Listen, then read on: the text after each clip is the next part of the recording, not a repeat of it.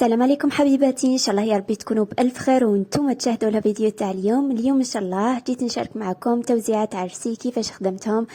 شاركتكم جميع المراحل، هكا اي وحده تقدر تخدمهم لعرسها ولا ديرهم مشروع.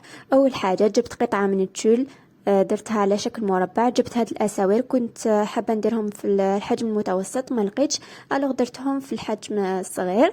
درت فيهم 3 لي دراجي، درت 2 في الوردي ووحده في الابيض، ومن بعد طويتهم على شكل مثلث، سقموهم مليح ومن بعد كمشوهم. انا شديتهم هنا باللاستيك باش يجيكم سهله طريقه باقي الخطوات. هكا نحكمهم بلاستيك ومن بعد نجيب البقاله تاعي ونجيب الورود تاعي، نطوي لاستيك هكا 2 ولا 3 مرات على حسب لاستيك اللي استعملتوه. انا هاد الدوزان شريتهم كامل من عند اللي يبيع لوازم الخياطه، غير الورود شريتهم من عند اللي يبيع لوازم الحلويات هكذا. وتقدروا تخيروا اللون اللي حبيتوه تاع التول وتاع لي دراجي على حسب لو تاعكم. درت هنايا البقاله دخلتها في اللاستيك، ونزيد نجيب الورد نزيد ندخلو، ديروا الكميه اللي حبيتوها.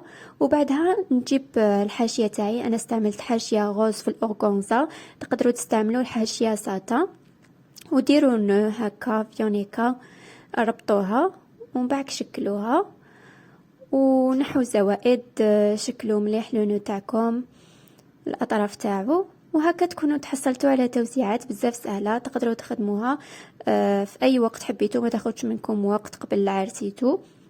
تقدروا تاني ديروها كمشروع للعرائس، شوفوا يجي بزاف شباب.